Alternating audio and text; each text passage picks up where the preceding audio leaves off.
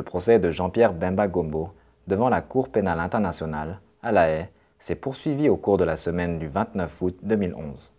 L'audition du témoin 173 s'est achevée en début de semaine et a été suivie par la déposition du témoin 178, qui est le 27e témoin cité par le bureau du procureur dans le cadre de la présentation de ses moyens de preuve. M. Jean-Pierre Bemba Gombo serait pénalement responsable pour avoir effectivement agi en qualité de chef militaire de crimes contre l'humanité, meurtre et viol, et de crimes de guerre, meurtre, viol et pillage qui auraient été commis sur le territoire de la République centrafricaine au cours de la période comprise approximativement entre le 26 octobre 2002 et le 15 mars 2003. Son procès s'est ouvert le 22 novembre 2010 devant la chambre de première instance 3 de la Cour. Monsieur le témoin 178 est protégé par l'usage d'un pseudonyme, l'altération de sa voix et la distorsion de son image. Lors de l'interrogatoire du bureau du procureur, représenté par Jean-Jacques Badibanga, le témoin 178 a commencé sa déposition en évoquant le contexte politico-militaire en République centrafricaine à l'époque des faits, pendant laquelle il aurait été à Bangui. Il est notamment revenu sur la présence en RCA de troupes du Mouvement de libération du Congo, ou MLC, qu'il désigne également par le terme de Banyamulenge. Le témoin a donné des précisions sur les troupes et a affirmé qu'elles avaient commis plusieurs meurtres, viols et pillages à Bangui et dans ses environs. Vous avez expliqué déjà que Jean-Pierre Bemba avait récupéré des véhicules qui avaient été pillés par Mustapha. À votre avis ou à votre connaissance, Jean-Pierre Bemba était-il au courant que ces véhicules étaient des véhicules pillés? Pourquoi pas? Mustapha, il va trouver des véhicules où le commandant, disons. Il est parti de l'RDC pour la Centrafrique. Pauvre, il n'avait rien. Même à Dongo, il n'avait même rien. Et du coup, il se retrouve avec des gros véhicules, des voitures. Il a trouvé où, si ce n'est pas volé, pillé. Alors, toi qui es président, tu vas te donner cette luxe pour aller, je ne sais pas quoi, arracher ou récupérer des forces. Donc, si tu participes, tu devrais dire non, prends ces véhicules, allez, renvoie ça en Centrafrique. Ça, c'est pas bon, moi, je ne veux pas ça. En tant que bon papa. Mais toi, tu prends encore, tu mets dans ta concession. Qu'est-ce que cela veut dire? À votre connaissance, est-ce que Jean-Pierre Bemba était au courant des tueries dont vous nous avez parlé? Je pense aux fosses communes, mais je pense aussi aux exécutions sommaires dans les prisons. Monsieur le procureur, vous avez oublié de me poser une question. Laquelle? À quoi servait les cahiers que M. René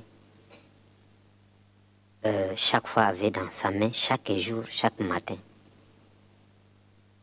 Je crois que c'était pour un rapport. Et ces rapports-là, pour donner à qui?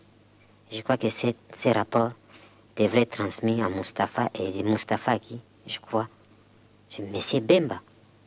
Est-ce que ce cahier de rapport pouvait également contenir des références au viol? Ou en d'autres termes, est-ce que Jean-Pierre Bemba a pu savoir que des viols étaient commis? Je dirais oui, parce que quand vous me dites de faire le rapport de ce qui se passe dans la salle, je vois le greffier se lever vers Madame le juge. Donc je vais tout détailler dans mon rapport. C'est le rapport qu'on me demande de faire. Je ne vais pas cacher et puis écrire autre. Donc si de leur côté, enfin les Banyamulenge, il y a eu des cas de perte, de mort, ils doivent écrire. Si eux aussi, ils ont pu tuer, ils doivent l'écrire.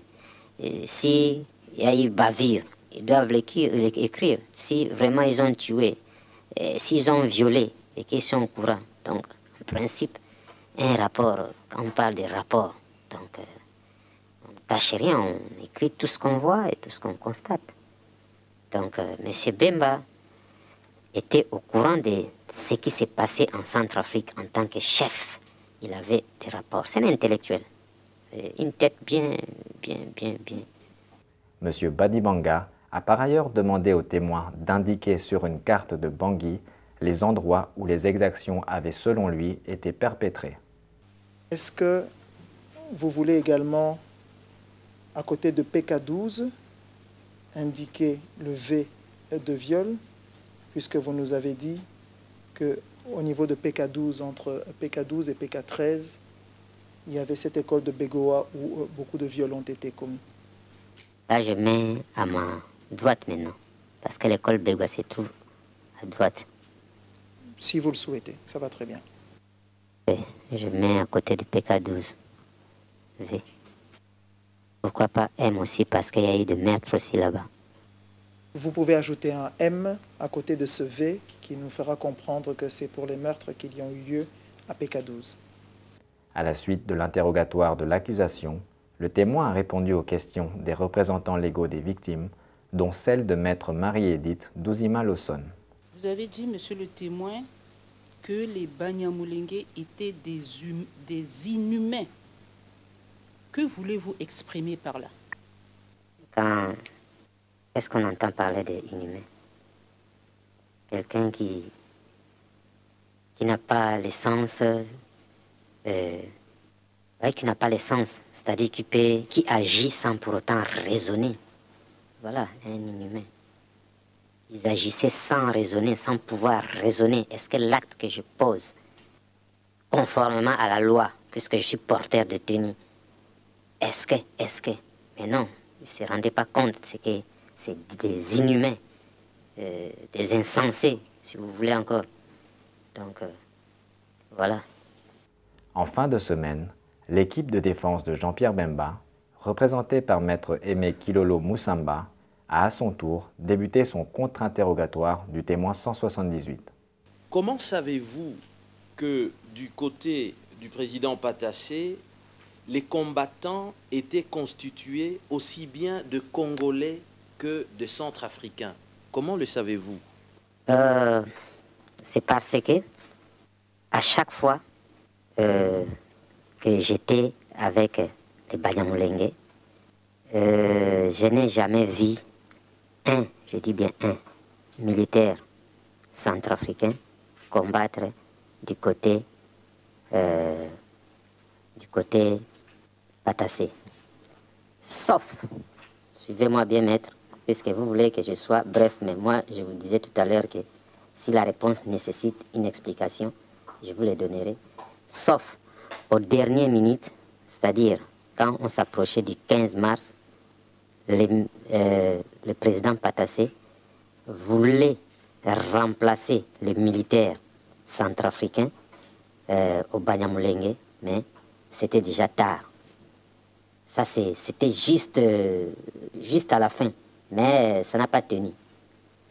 Mais ils n'ont pas combattu avec les Centrafricains. Ils étaient qu'à seuls, partout où je partais, à Bossangwa, et plutôt au PK12, Damara, l'autre, l'ex-Cameroun. Je n'ai jamais vu un militaire, je dis un, je n'ai jamais. Comment savez-vous, monsieur le témoin, que les soldats du MLC avaient été dotés des tenues militaires au camp d'Héroux lorsqu'ils sont arrivés en Centrafrique?